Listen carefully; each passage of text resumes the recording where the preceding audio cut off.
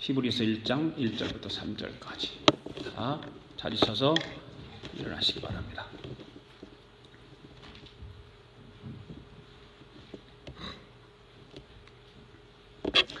같이 1절부터 3절까지 읽습니다. 시작. 옛적에 선지자들을 통하여 여러 부분과 여러 모양으로 우리 조상들에게 말씀하신 하나님이 이 모든 날 마지막에는 아들을 통하여 우리에게 말씀하셨으니 이 아들을 만유의 상속자로 세우시고 또 그로 말미암아 모든 세계를 지으셨느니라. 이는 하나님의 영광의 광채요 그 본체 형상이라. 그의 능력 말씀으로 만물을 붙드시며 죄를 정결하게 하는 일을 하시고 높은 곳에 계신 지극히 크신 이의 우편에 앉으셨느니라. 아멘. 오늘 함께 은혜 받읍시다. 함께 인사하면서 앉으시기 바랍니다.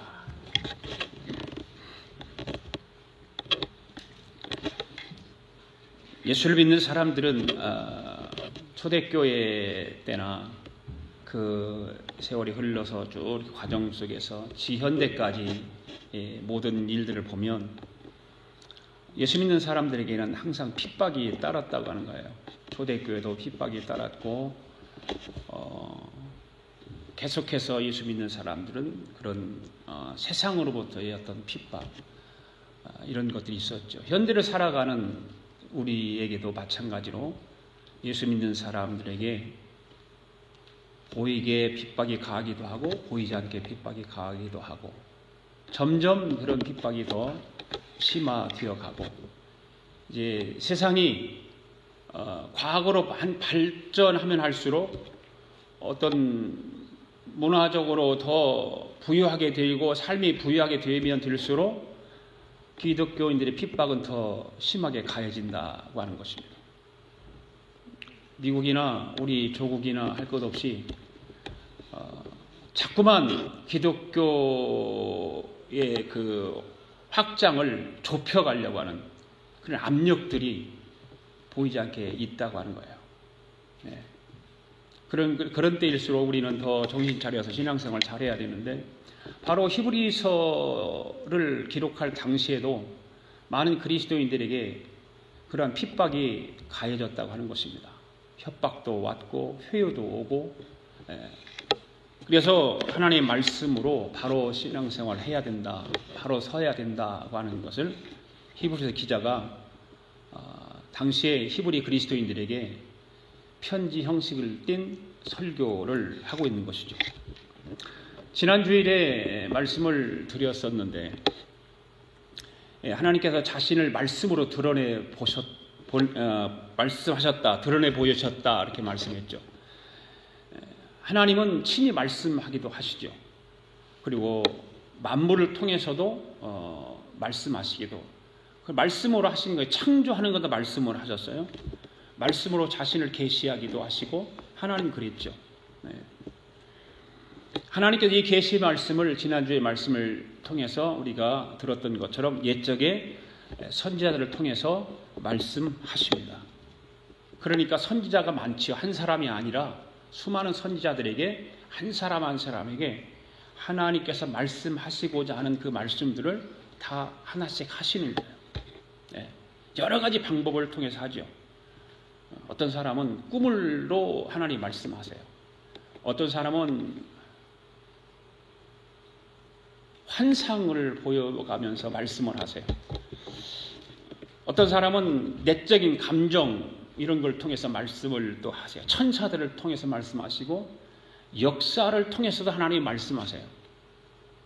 다양한 방법들을 통해서 여러 선지자들에게 계시하시고 그들로 하여금 당시 히브리 사람들에게 자신의 뜻을 알리도록 하신 것입니다. 여러분, 하나님의 계시의 말씀은 다양한 방법으로 나타나죠. 여러분의 삶 속에서도 마찬가지일 거예요. 하나님의 말씀은 다양한 방법으로 하나님의 말씀이 나타납니다. 한 가지만으로 나타나지 않습니다. 다양한 방법으로. 그래서 하나님은 어떤 때는 말씀을 하시는데 간접적으로 말씀을 하세요. 어떤 때는 내 자녀를 통해서 말씀을 하세요. 하나님은요. 우리가 듣지 못할 뿐이에요. 하나님 말씀하고 계세요. 어떤 때는 하나님은 천재지변을 통해서 말씀하세요. 어떤 때는 나무와 꽃들을 통해서 말씀하시기도 하고 동물을 통해서 말씀하시기도 하고 구약 성경에는 실질적으로 동물을 통해서 말씀하시는 하나님 우리는 경험했잖아요. 말씀하세요. 이런 하나님 말씀의 방법은 여러 모양으로 말씀하셨다는 것을 증명하고 있습니다. 우리가 다 그거를 알지 못하고 깨닫지 못할 뿐이지. 그런데 이 말씀은 하나님께서 옛적의 구약의 모든 조상들이나 선지자에게 계시의 말씀을 전달하셨지만 그 모든 선지자들보다 뛰어나고 탁월하시고 위대한 분은 하나님의 아들 예수 그리스도시다라고 하는 것을 말씀하시기 위해서 히브리서를 우리가 말씀을 나누는 거예요. 그리고 마지막에는 바로 계시의 정점인 동시에 계시의 주인공 되시는 그 하나님의 아들 성자 예수 그리스도를 통해서 인류를 구원하고자 하는 그 하나님의 의도예요. 그게 하나님의 뜻이에요. 여러 방법으로 하나님 말씀하시지만 결국은 뭐예요? 하나님 관계에서 멀어지면서 관계가 단절되고 그 단절된 관계를 하나님은 회복시키기 위해서 여러 가지 방법을 말씀하시는 거예요. 그래서 지난 주일에 예수 그리스도가 히브리 사람들의 조상들보다 위대하다고 하는 것, 예수 그리스도가 더 탁월하다고 하는 것들을 말씀을 드리면서 세 가지 말씀을 드렸었죠. 어떤 말씀? 세 가지 말씀이 뭐예요? 예수님의 탁월성이 뭐였어요? 예수님은 만유의 상속자다. 그 상속이라고 하는 것이 예수님에게만 국한된 것이 아니라 예수를 믿는 우리 모두에게도 동일하다고 하는 것을 말씀을 드렸죠. 그러니까 예수 그리스도, 하나님의 아들 예수 그리스도는 아버지 하나님으로부터 상속 권한을 받아서 만물을 통치하신다라고 하는 것입니다. 왜 이런 말을 히브리서 서두에서 밝히고 있을까요? 히브리서의 저자와 또 수신자와 히브리서 기록한 목적을 설명을 드렸지 않습니까? 왜 그랬을까? 바로 만물에 대한 그리스도가 주인 되심과 동시에 신적인 통치자라고 하는 것을 밝히는 거죠. 그러면서 히브리 사람들이 존경하는 구약의 옛 자기 조상들, 자기들의 어떤 선자들보다 누가 더 뛰어나다? 예수님이 더 뛰어나다고 하는 것을 알리기 위한 거예요. 그러니까 오늘까지 말씀을 잘 여러분들이 귀담아 들어야 그 다음부터 히브리서 말씀을 이해를 할 수 있고 깨달을 수 있어요. 왜? 히브리서 말씀이 구약의 말씀들을 많이 인용해서 했기 때문에 어려워요. 예.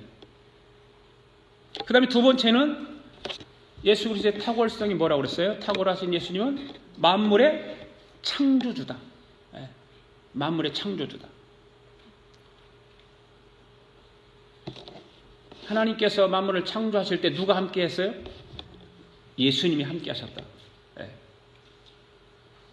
사도 요한은 그래서 뭐라고 말하고 있냐면 만물이 그로 말미암아 지은 바 되었으니 지은 것이 하나도 그가 없이는 된 것이 없다 그렇게 말하고 있어요.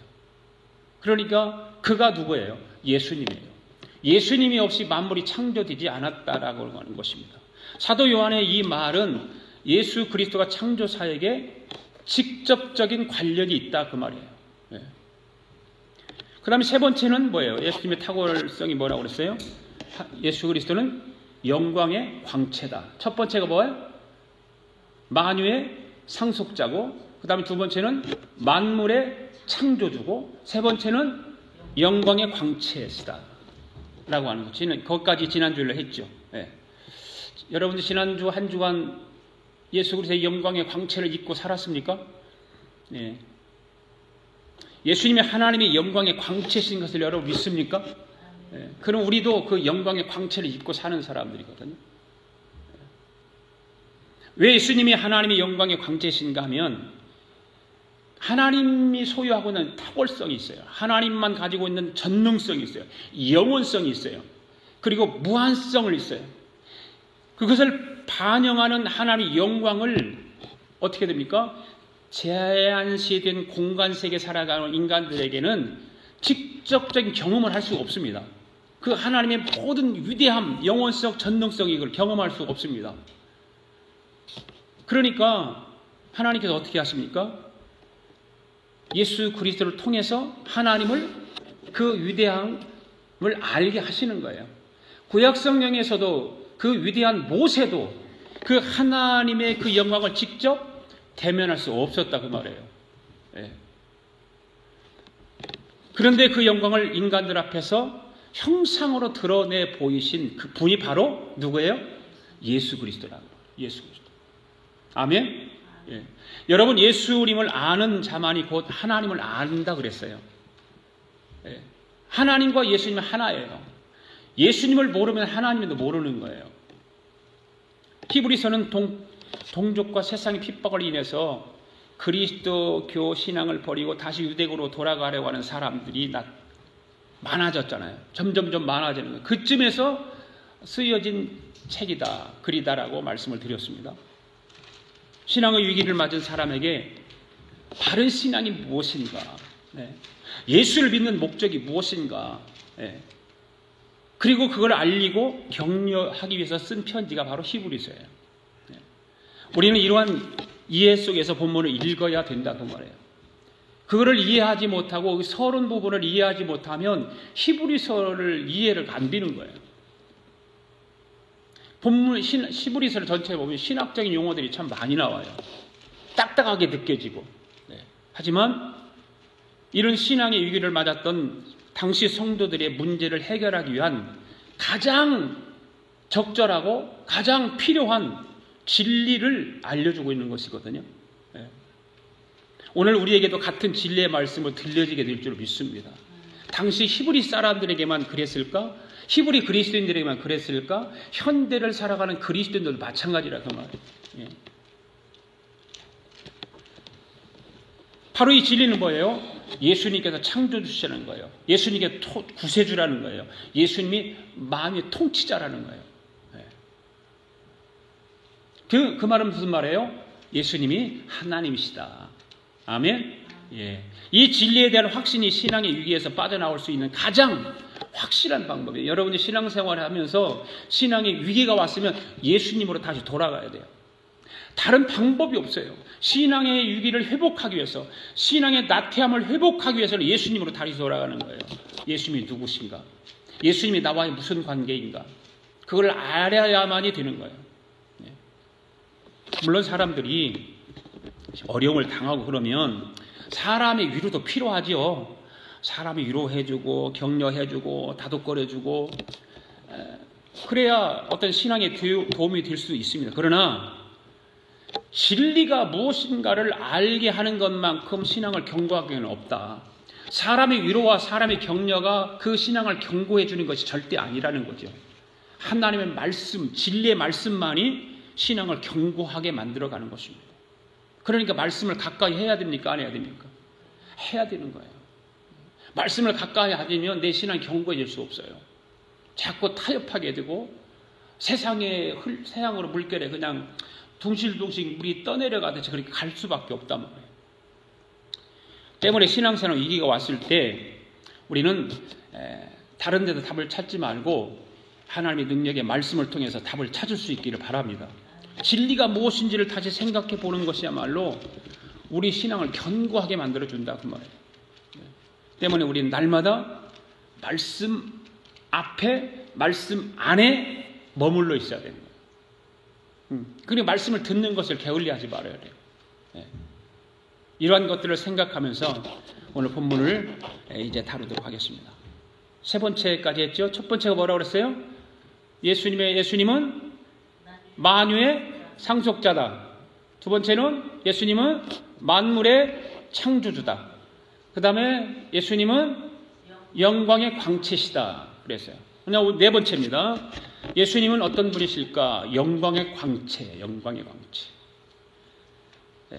영광의 광채시고 그 다음에 본체 형상이다. 세 번째가 영광의 광채였죠. 네 번째는 본체 형상이에요. 자, 3절 말씀이 그렇게 되어 있죠. 읽어볼까요? 이는 하나님의 영광의 광채시요 그 본체의 형상이시라. 여기서 본체라고 하는 말은 여러분 다 아시죠? 본질이다, 실체라고 말해요. 실체. 누구의 실체예요? 하나님의 실체라는 거예요. 하나님의 본질이라는 거예요.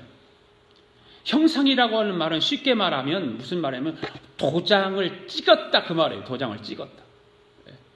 즉 예수님은 하나님과의 완전한 통일성을 가지고 있어요. 예수님. 그래서 빌립보 2장에서 뭐라고 말해요? 그는 근본 하나님의 본체다. 그렇게 말하고 있지 않습니까? 누가 그 본체라고 그래요? 하나님의 본체? 예수님이. 그리고 요한복음 10장 30절에서는 아버지와 나는 하나다 그래서 하거죠. 예수님이 그렇게 말씀하세요. 아버지와 나는 하나다. 그리고 요한복음 14장에서 뭐래요? 나를 본 자는 아버지를 보았다 그렇게 말씀하고 있어요. 예수님과 하나님은 하나예요. 하나님의 본체가 누구예요? 예수님이세요. 그래서 예수님이 항상 하나님의 뜻을 생각하고 하나님께 순종하는 거죠. 즉 예수님은 항상 하나님과 마음을 같이 하고 뜻을 같이 하는 거예요. 본체의 형상을 가진 사람들이 바로 삶이 그런 거예요. 순종하고 뜻을 같이 하는 거죠. 여러분, 저와 여러분 누구의 형상으로 지음받았어요? 하나님의 형상으로 지음받았죠. 아멘? 네.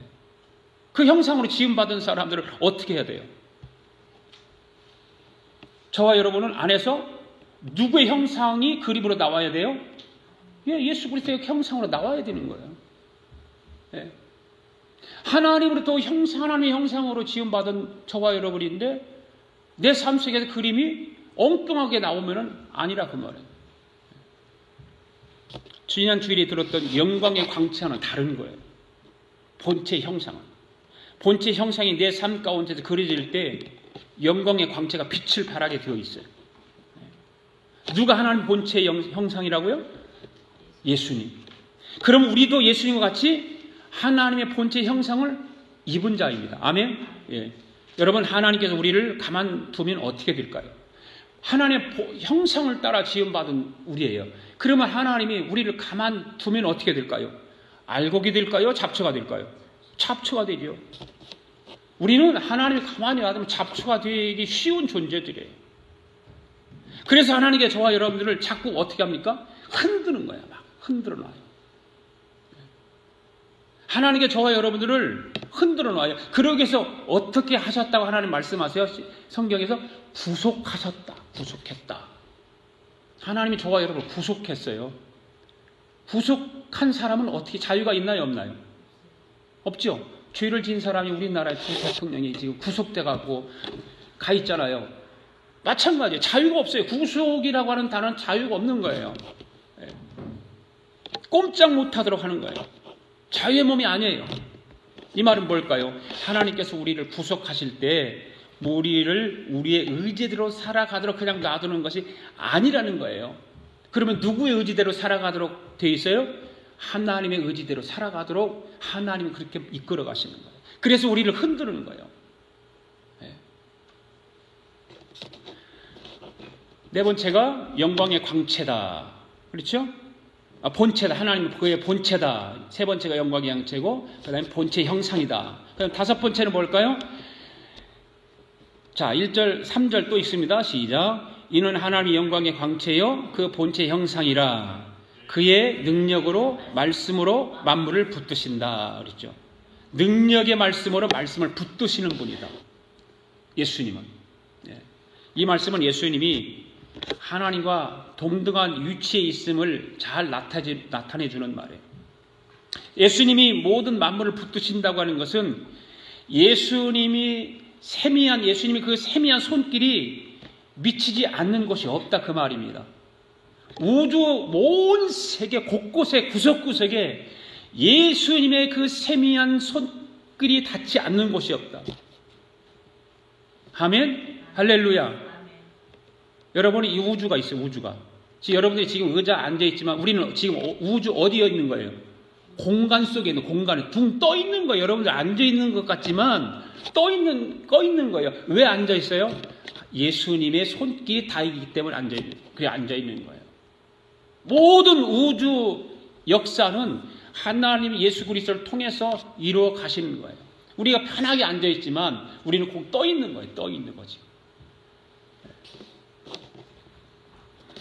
그러니까 예수님께서는 친히 창조하신 자기의 세계를 그냥 내가 한번 창조했으니까 니들이 알아서 해라 그게 아니에요.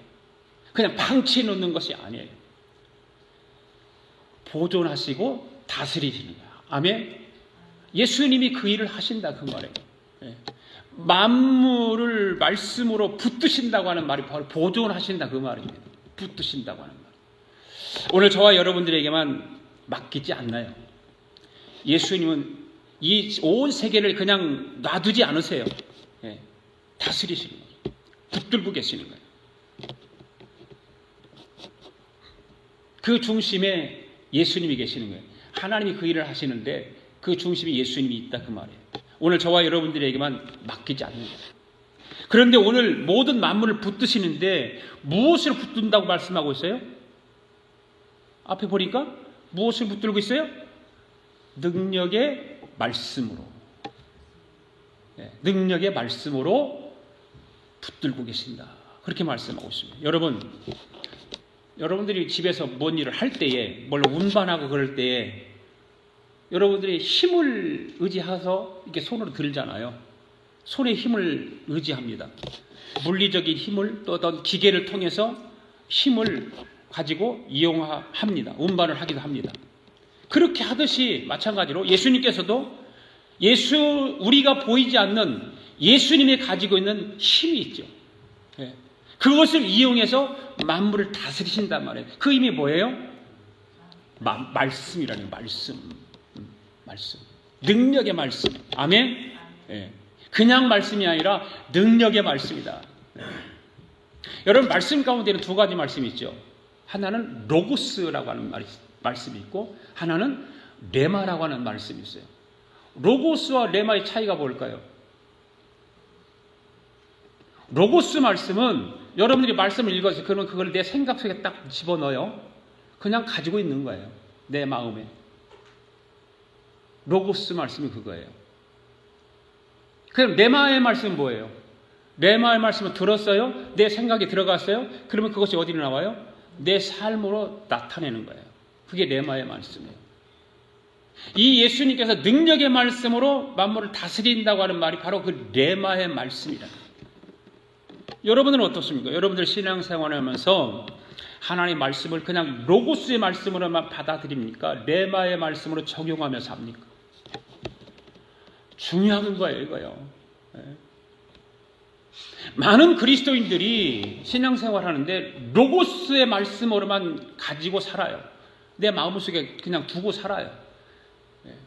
그 레마의 말씀으로 그게 활동력 있게 살아가지 않는다 그 말이에요. 하나님은 그런데 로고스의 말씀으로만 듣기만 하기 원하지 않으세요. 레마의 말씀으로 내 생활 속에서 말씀을 표출하기를 원하세요.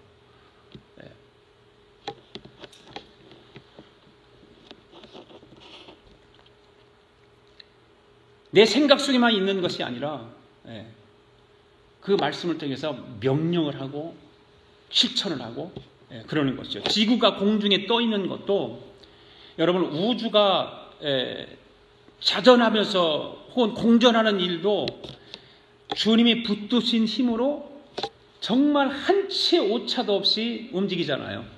거기에 한 치의 오차가 생기면 지구는 파멸될 거 아니에요. 주님이 붙들고 계시기 때문에 그렇다 그 말입니다. 그것이 뭘로 붙들고 계시다? 능력의 말씀으로 붙들고 계시다. 능력의 말씀을 통해서 오늘도 저와 여러분들 붙들고 계신다는 사실을 믿으시기 바랍니다. 오늘도 우리 하나님이 저와 여러분 붙들고 계시는 거예요. 붙들고. 오늘도 하나님의 능력의 말씀을 통해서 만물을 붙들고 만물을 경영하시는데 거기에 누가 중심이 되어 있을까요? 바로 예수님이 중심이 되어 있는 거예요.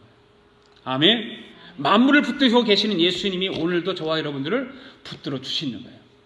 어떤 상황 가운데서도 여러분 그 붙드시는 주님께서 동행하신다는 것을 믿으시기 바랍니다. 지금도 하나님이 여러분의 삶을 보고 계세요. 아멘. 지금도 여러분의 기도를 우리 주님은 들으세요. 아멘. 그리고 마음도 아신다.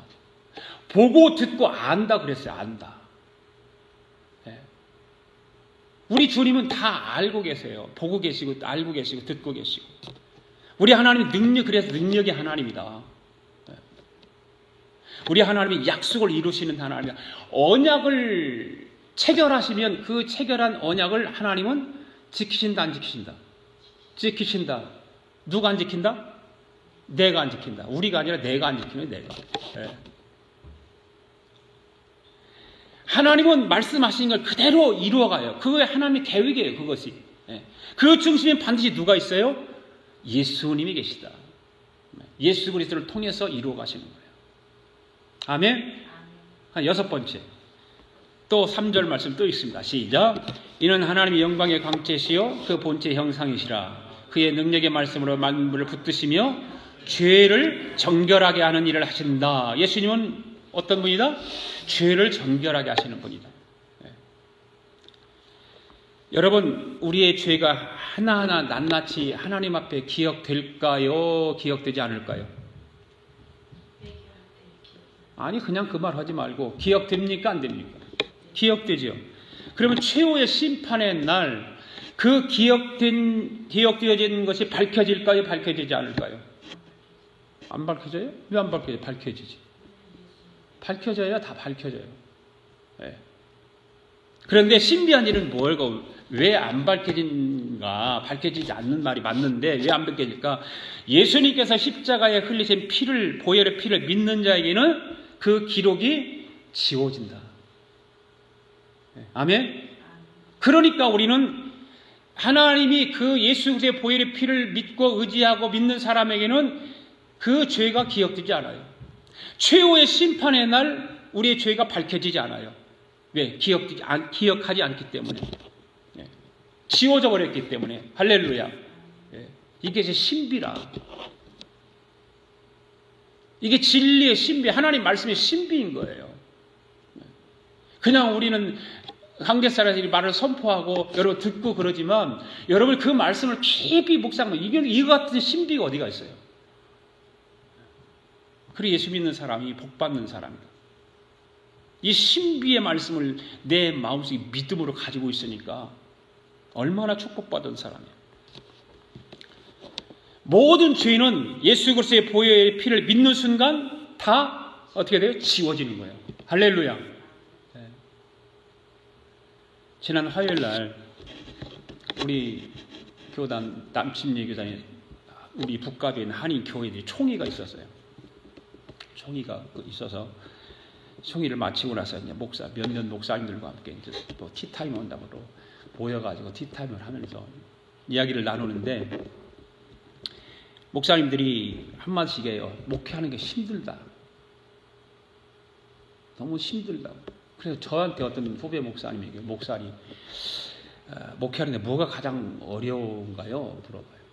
그 질문 가운데는 제가 이렇게 느끼는 것이 뭐냐면 교회 안에 어떤 공동체 구성원들 때문에 어렵다라고 생각하는 것으로 들렸어요. 그래서 저는 그 후배 목사님에게 이런 대답을 했죠. 저는 그런 교회 안에 어떤 공동체 구성원 때문에 목회가 어려운 것이 아니라 목회가 어려운 것은 나 때문에 어려운 것이다. 솔직히 그렇거든요. 나 때문에 어려운 것이지 교회 공동체 안에 구성원들 때문에 목회가 어려운 건 아니거든요.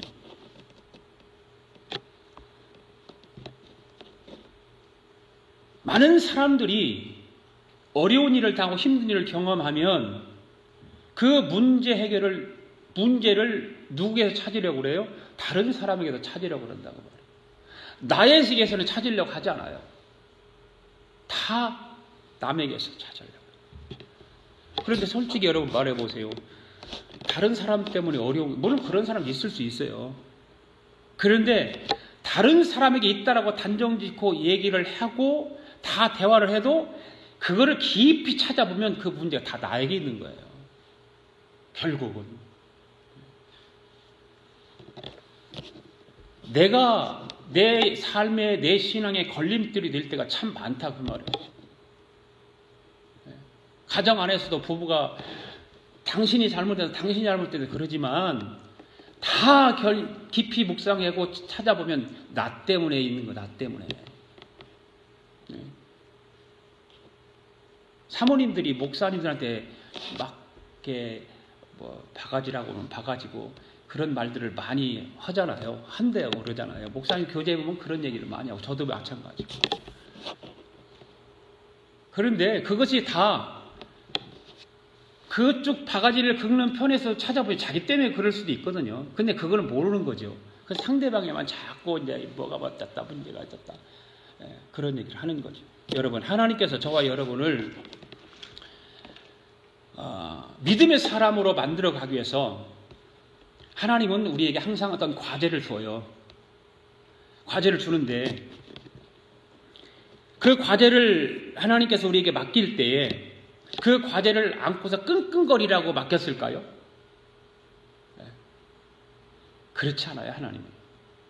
그 과제를 하다 보면 하나님이 주신 과제가 있는데 그걸 하다 보면 맞는 것도 있고 틀리는 것도 있을 수 있잖아요. 어떤 건 틀리고 어떤 건 맞고. 하나님이 원하시는 건 그러면서 우리 믿음이 신앙이 성장해 나가기를 원하세요. 어떻게 다 맞기만 하겠어요? 또 어떻게 다 틀리기만 하겠어요? 네, 맞는 것도 있고 틀린 것도 있어요. 바로 하나님께서 그런 목적을 가지고 저와 여러분들에게 신앙의 과제를 주는 거예요. 아멘? 네. 우리는 그걸 알아야 돼요. 그럴 때마다 우리는 그 과제를 풀기 위해서 어떻게 해야 되냐 그 말이에요. 그 과제를 풀기 위해서 방법이 없어요. 십자가 앞으로 나오는 것밖에 없어요.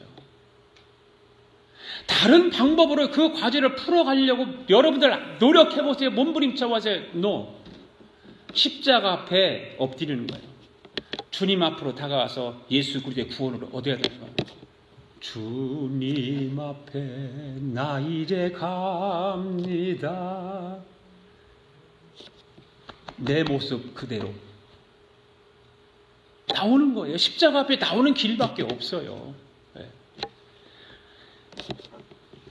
죄를 정결하게 하는 사역을 예수 그리스도께서 자기 자신의 피 흘림을 통해서 이루신다는 사실을 기억하실 수 있길 바랍니다. 죄를 정결케 하신 분이다. 예수님은. 아멘. 죄를 정결케 하십니다. 하나님의 목적은 오늘 저와 여러분들이 죄를 정결케 하는 데 목적이 있어요. 아멘. 네, 우리를 깨끗게 하기 위한 목적이 하나님이 있어요. 그래서 우리를 자꾸 문제를 주고 그걸 풀어가게 하시고 십자가 앞에 엎드리게 하시고 기도하게 하시는 겁니다. 할렐루야. 마지막 7번째. 또 3절 마지막까지 읽읍시다. 시작. 이는 하나님의 영광의 광채시여 그 본체의 형상이시라. 그의 능력으로 말씀을 만물을 붙드시며 주의를 정결하게 하는 일을 하시고 높은 곳에 계신 지극히 크신 이의 우편에 앉으셨느니라. 예수님의 탁월성은 뭐예요? 지극히 크신 분의 우편에 앉으신다. 그 지극히 크신 분이 누구예요? 하나님의 우편에 앉으신다. 이 지극히 크신 이의 우편에 앉으셨다고 하는 말은 무슨 뜻일까? 최종적인 사역의 완수를 말하는 거예요. 우리의 최종적인 사역의 완수는 어디예요? 천국 하늘나라죠. 하나님 나라. 예수님이 최종적인 목적을 지금 말씀하고 있는 거예요. 여기서 시편 110편 1절 한번 봅시다. 자, 시작. 여호와께서 내 주에게 말씀하시기를 내가 내 원수들로 내 발판이 하기까지 너는 내 오른편에 앉아 있으라 하셨도다. 이 말씀 무슨 말씀일까요?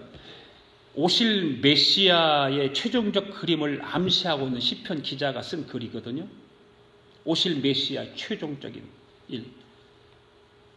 우편에 앉으셨다고 하는 말은 최종적 승리자에게 자리를 주는 거 아니에요.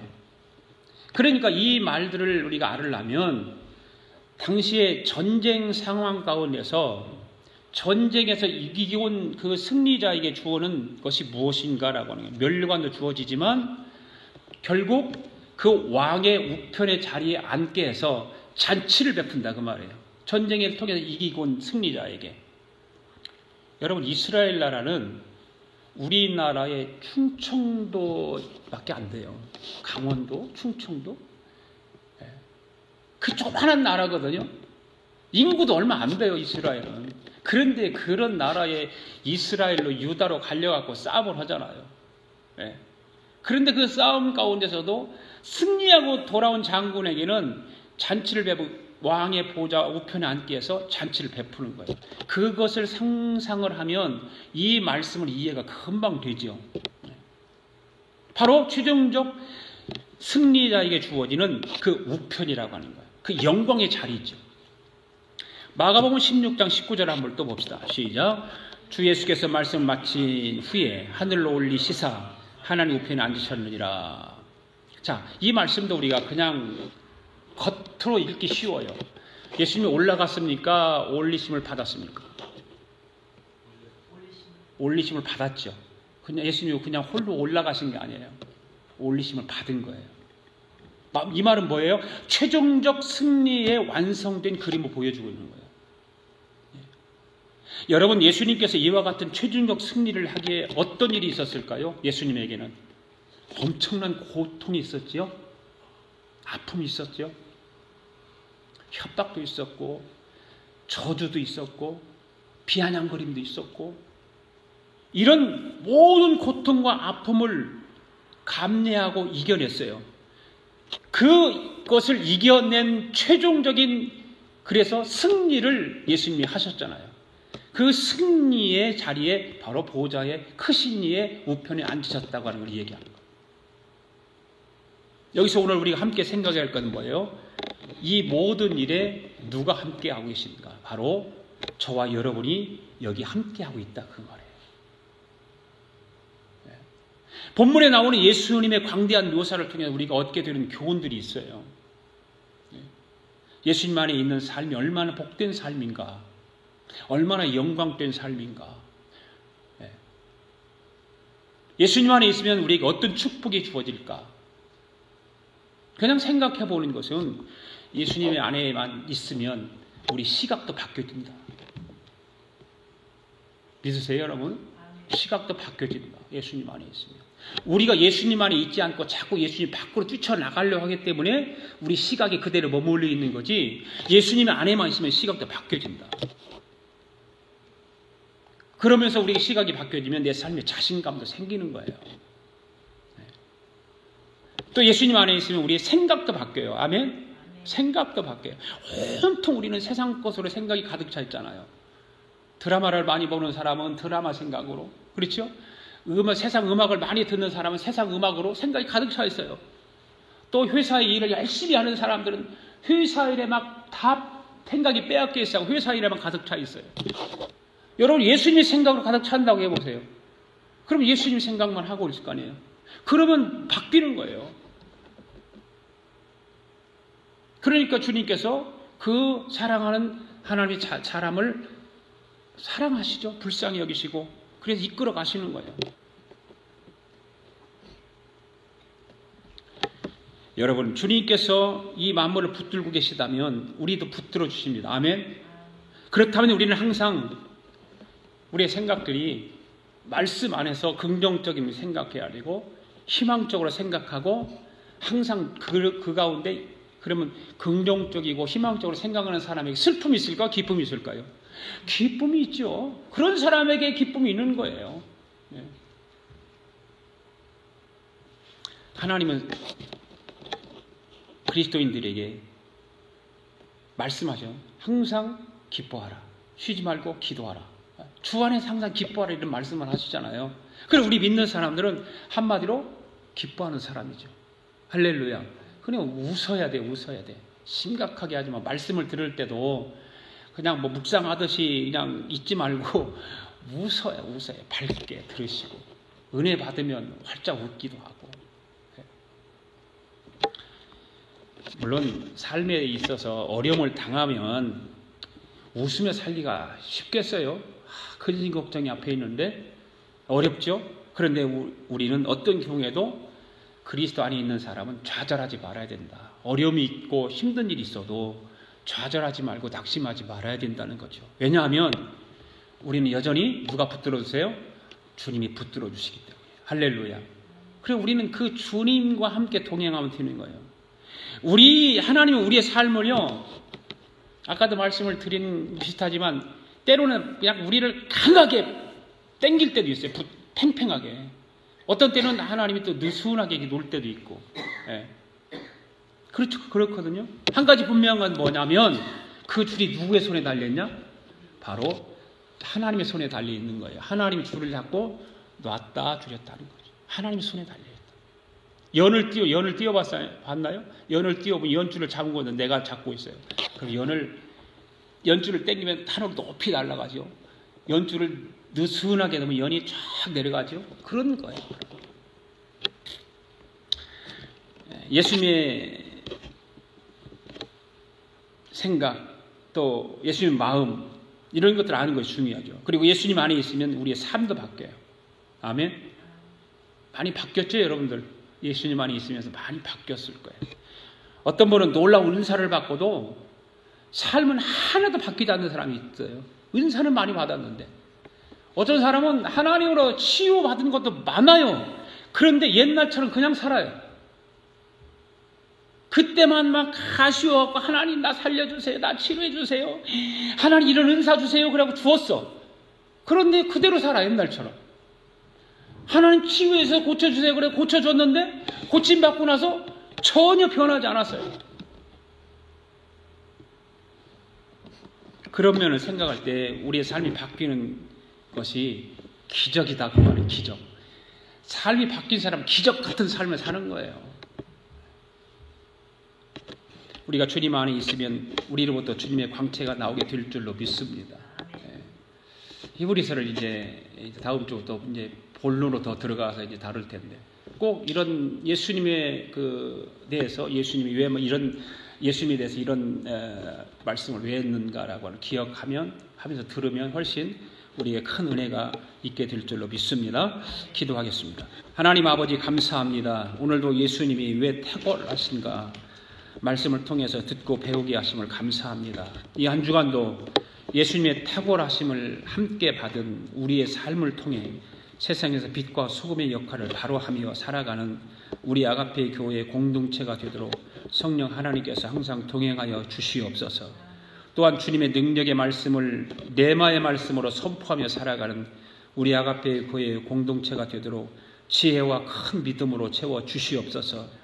예수님께서 최종적인 승리자로 하나님 우편에 앉으셨던 것처럼 우리도 그 최종적인 목적지를 향해 믿음으로 달려가도록 하나님의 능력으로 말씀을 붙들고 나아가게 하여 주시옵소서. 예수님의 이름으로 기도하옵나이다.